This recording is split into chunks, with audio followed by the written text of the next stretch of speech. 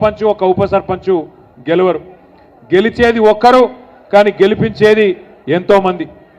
వాస్తవం ఏంటి అంటే ఈరోజు నిజానికి ఎప్పుడైనా సరే సర్పంచ్ ఎన్నికలు, మండల పరిషత్ ఎన్నికలు, జిల్లా పరిషత్ ఎన్నికలు సాధారణంగా అధికారంలో ఎవరుంటే వారికి కొంత అనుకూలంగా ఎన్నికలు జరుగుతాయి. 3 ఏళ్ళు ఉంది కదా, ఇంకా 4 ఏళ్ళు ఉంది కదా, మరి వాళ్ళకే ఓటేస్తే ఏమన్నా పని అవుతుందేమో అన్నట్టుగా ప్రజల ఆలోచన కూడా ఉంటుంది. కానీ అలా తెలంగాణలో దానికి భిన్నంగా పరిస్తున్నది. మీరు గమనిస్తే ఇంతకుముందు సోదరులు శంకర్ నాయక్ గారు, కవితమ్మ చెప్పినట్టు ఒక మాట స్పష్టం. మహబూబాబాద్ జిల్లాలోనే కాదు, రాష్ట్రంలోని అన్ని జిల్లాల్లో కూడా ఇవాళ కాంగ్రెస్ అధికారాన్ని అడ్డం పెట్టుకొని తిమ్మిని బమ్మిని చేసే ప్రయత్నం చేసింది. మనం ఎన్నో సీట్లు గెలిచినాం. గెలిచిన వాటిల్లో కూడా 1 ఓటుతో 10 ఓట్లతో తక్కువ ఫరకున్న కాడ ముందు ఒక తీరుగా డిక్లేర్ చేసి ఆ తర్వాత మళ్ళా మార్చి కాంగ్రెస్ మద్దతుదారులు గెలిచినట్టుగా వాళ్ళు ప్రకటించుకున్నారు. అట్లా 1-2 కాదు, మొత్తం తెలంగాణ లెక్క తీసుకుంటే దగ్గర 1000-1500 గ్రామాలు మొత్తం తెలంగాణలో ఉన్నాయి.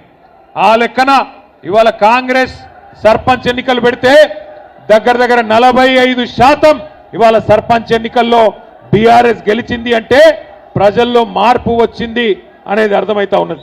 తమ్ముడు జర మధ్యలో కూర్చోండమ్మా, జర ఇక్కడ కూర్చోండి. మీరు కూర్చుంటారు, వెనక కనబడతలేదు, కూర్చోండి. జర కూర్చుంటే వెనక కనబడుతుంది. తమ్ముడు కూర్చోండి ప్లీజ్. అట్లాగే ఇవాళ రాష్ట్ర వ్యాప్తంగా ప్రజల్లో మార్పు అనే ఆలోచన మొదలైంది. 2 ఏళ్ళు నిండింది ఇప్పటికి కేవలం కాంగ్రెస్ పార్టీ ప్రభుత్వం వచ్చి, కానీ 2 ఏళ్లలోనే ప్రజల్లో తిరుగుబాటు ప్రారంభమైంది. రైతు బంధు కేసీఆర్ గారు ఉన్నప్పుడు బ్రహ్మాండంగా 1 సారి కాదు, 2 సార్లు కాదు, 11 సార్లు మీరు దండం పెట్టే అవసరం లేకుండా, దరఖాస్తు పెట్టే అవసరం లేకుండా 73,000 కోట్ల రూపాయలు 70 లక్షల రైతుల ఖాతాల్లో నాటేసే టైం వచ్చిందంటే ఫోన్లన్నీ టింగు టింగు టింగ్ అంటుండే 70 లక్షల ఖాతాల్లో 73,000 కోట్లు పడ్డాయి. ఈరోజు ఉన్నదా ఆ పరిస్థితి? ఒకప్పుడు కేసీఆర్ గారు ఉన్నప్పుడు రైతు బంధు పడుతుందా అంటే అది ఆటోమేటిక్గా పడేదే కదా, ఏమున్నది వార్త అన్నట్టు ఉంటుండే.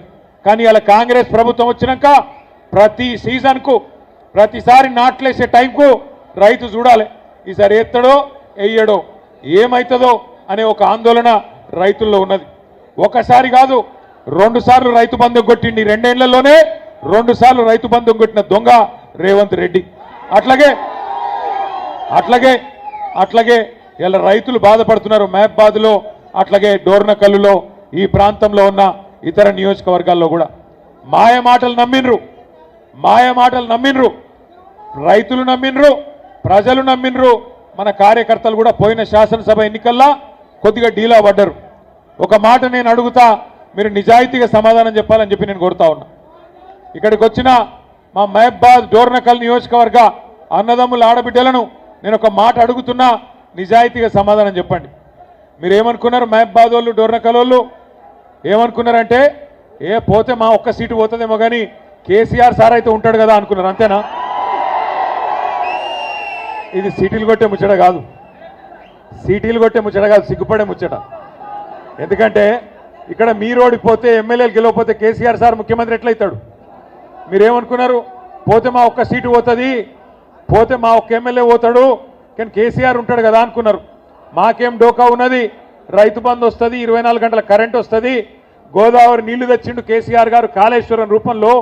ఇదివరకు వాళ్ళు కాలువలతో విడిచిపెట్టిపోతే ఆ కాలువల్లో తుమ్మ చెట్లు మొలిస్తే మా డోర్నకల్లులో, తుంగతుర్తిలో, మా నెల్లి కుదురులో, కేసముద్రంలో కాళేశ్వరం నీళ్లు తీసుకొచ్చిన ఘనత ఎవలది? గోదావరి నీళ్లు తెచ్చిన ఘనత ఎవలది? కేసీఆర్ గారిది. అందుకే మీరేమనుకున్నారు? కేసీఆర్ అయితే ఉంటాడు, పోతే మా సీటు పోతుంది అనుకున్నారు. కానీ ఇప్పటికి అర్థమైందా మరి? ఒక్కొక్క ఓటు విలువ, ఒక్కొక్క గ్రామంలో ఒక్కొక్క ఎమ్మెల్యే విలువ ఇప్పుడన్నా మనం తెలుసుకోవాలి. మీ లెక్కనే చాలామంది అనుకున్నారు రాష్ట్రంలో. మీరు మహబాద్ వాళ్ళు ఎట్లా అనుకున్నారో, పాలకుర్తి వాళ్ళు ఎట్లా అనుకున్నారో, డోర్నకల్ వాళ్ళు ఎట్లా అనుకున్నారో, ఇంకా వేరే వాళ్ళు కూడా గట్లే అనుకున్నారు. ఆఖరికి ఏమైంది? దొంగ మాటలు చెప్పి, జర్ర నువ్వు ఆడ మొత్తుకుంటాడు, నేను ఈడ మొత్తుకుంటే ఎవరికి వినబడతారా తమ్మి, ఆగు. దొంగ మాటలు నేనేదో కోపంతో అంటలేను, బాధతో అంటలేను. దొంగ మాటలు చెప్పి ఇవాళ అధికారంలోకి వచ్చింది అడ్డదారిన కాంగ్రెస్ పార్టీ. ఎన్ని మాటలు, ఎన్ని అబద్ధాలు, ఒకటా రెండా? 420 హామీలు. కేసీఆర్ గారు 10,000 ఇస్తే రైతులకు నేను 15,000 ఇస్తా అన్నాడు. కేసీఆర్ గారు కౌలు రైతులను పట్టించుకుంటలేడు, నేను కౌలు రైతులకు కూడా రైతు బంధు ఇస్తా అన్నాడు. ఇవన్నీ 100 రోజుల్లోనే చేస్తా అన్నాడు. కేసీఆర్ గారు రైతు కూలీలను పట్టించుకోలేదు.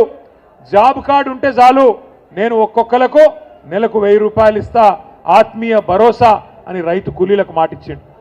కేసీఆర్ గారు లగ్గం చేస్తే కళ్యాణ లక్ష్మి షాదీ ముబారక్ కార్యక్రమం కింద 1,00,000 రూపాయలు ఇస్తున్నాడు, నేను తులం బంగారం ఇస్తా అన్నాడు.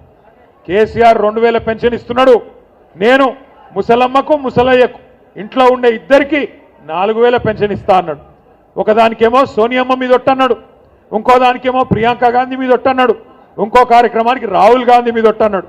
ఇన్ని ఒట్లు పెట్టి అడ్డమైన మాటలు చెప్పి అరిచేతిలో వైకుంఠం చూపెట్టి గద్దెనెక్కిండ్రు అత్యవసర మార్కులతో కాంగ్రెస్ వాళ్ళు. 2 ఏళ్ళు అయిపోయింది. 100 రోజులు అన్నారు, గ్యారంటీ కార్డులు అన్నారు, బాండ్ పేపర్లు రాసిచ్చిండ్రు. మరి 2 ఏళ్లలో ఏం పీకిండ్రు నేను అడుగుతున్నా. ఏం చేసింది కాంగ్రెస్ పార్టీ 2 ఏళ్ళు? ఏమన్నా అడిగితే ఒకటే చెప్తారు, ఫ్రీ బస్ ఇచ్చినాం, ఫ్రీ బస్ ఇచ్చినాం. ఎవలకు ఫ్రీ బస్సు? మహిళలకు ఫ్రీ అట, మహిళలకు ఫ్రీ అట, కానీ మొగళ్లకు డబుల్ టికెట్ అట. ఇంట్లో ఉండే పిల్లగాళ్ళకు చారణ పెంచిండ్రు బస్ పాస్లకు. ఇక ఫ్రీ ఎట్లయితే నాకు తెలియక అడుగుతా. అంటే ఇట్లా అబద్ధాలు చెప్పి రాష్ట్రాన్ని ఆగం చేసి మంచిగా నడుస్తున్న రాష్ట్రాన్ని ఇవాళ ఆగమాగం చేసే పరిస్థితి తీసుకొని వచ్చినారు. మన ప్రజలు కూడా నమ్మిండ్రు. కేసీఆర్ గారు 2,000 పెన్షన్ ఇచ్చిండు కదా, మరి ఈయన చెప్తున్నాడు కదా 4,000 ఇస్తా అని, ధనిక రాష్ట్రం కదా ఇస్తాడేమో అనుకున్నారు. మరి ఎక్కడ పోయింది ఇవాళ ధనమంతా? ఎక్కడ పోతుంది అంటే ఢిల్లీకి పోతున్నది, ఢిల్లీకి పోతున్నది. ఇలా నిజంగా మహబాద్కి ఇక్కడికి వస్తుంటే కవితమ్మ ఫోన్ చేసింది, ఎంపీ గారు ఫోన్ చేసి, మన అధ్యక్షురాలు ఫోన్ చేసి అన్నది, అన్నా కాంగ్రెస్ వాళ్ళు కూడా ఏదో కార్యక్రమం పెట్టుకున్నారు, పోలీసు వాళ్ళు అంటున్నారు ఈ రోడేమట వద్దు, అట్లా నెల్లి కుదురు మీకెళ్ళి తిరిగి రమ్మంటున్నారు అని అన్నది. అంటే నేనన్నా ఎందుకమ్మా అన్న మన ప్రోగ్రామే ఒక పెద్ద నాయకుడు, మా ప్రాంతంలో అందరం గౌరవించే నాయకుడు నూకల రామచంద్రారెడ్డి గారని మంచి నాయకుడు ఉండే, ఆయన విగ్రహం, ఎందుకంటే ఆయన గతంలో మంత్రిగా పనిచేసినాడు, ఎమ్మెల్యేగా పనిచేసినాడు, నికార్సైన తెలంగాణ వాది. నిజానికైతే అప్పుడెప్పుడో 1970వ దశకంలోనే ముఖ్యమంత్రి కావాల్సిన స్థాయి ఉన్న నాయకుడు రామచంద్రారెడ్డి గారు. ఆయనను కాంగ్రెస్ ఎప్పుడో మర్చిపోయిందన్నా, కానీ మన నాయకుడు కేసీఆర్ గారు మహబూబాబాద్ను జిల్లా చేయడమే కాకుండా జిల్లా కలెక్టరేట్ పెట్టి, ఆ జిల్లా కలెక్టరేట్ ప్రారంభోత్సవానికి వచ్చినప్పుడు అందరూ కాంగ్రెస్ వాళ్ళు మర్చిపోయిన రామచంద్రారెడ్డి గారి విగ్రహాన్ని పెట్టాలనే నిర్ణయం తీసుకున్నది మన నాయకుడు కేసీఆర్ గారు. కేసీఆర్ గారు నిర్ణయం తీసుకొని రామచంద్రారెడ్డి గారి విగ్రహాన్ని అధికారికంగా పెడుతున్నామని చెప్తే, ఏ రామచంద్రారెడ్డి గారు అయితే నిజాయితీగా ఆనాడు నిజాయితీగా బతికిండో, ఏ రామచంద్రారెడ్డి గారు అయితే కాంగ్రెస్ అధిష్టానానికి డబ్బులు ఇవ్వకపోవడం వల్ల ముఖ్యమంత్రి కాలేదో, ఇలా ఆ రామచంద్రారెడ్డి గారి విగ్రహాన్ని ఢిల్లీకి మూటలు మోసే సన్నాసులు కొంతమంది ఇలా ఆవిష్కరిస్తున్నారని చెప్పి ఇప్పుడే ఇక్కడికి వస్తే చెప్తా ఉన్నారు. ఆలోచించండి, ఎక్కడ రామచంద్రారెడ్డి గారు, ఎక్కడ ఇక్కడ ఉన్న సన్నాసి రేవంత్ రెడ్డి, ఒక్కసారి ఆలోచించండి. ఆ మహానుభావుడు ఎప్పుడో ముఖ్యమంత్రి అవుతుండే, కానీ తెలంగాణ బిడ్డ కాబట్టి, రేషం ఉన్నోడు కాబట్టి, ఢిల్లీకి గులాం కాదు కాబట్టి ఆయన ముఖ్యమంత్రి కాలేకపోయిండు. కానీ ఇవాళ బ్యాగులు మోసేటోళ్ళు, సంచులు మోసేటోళ్ళు, చెప్పులు మోసేటోళ్ళు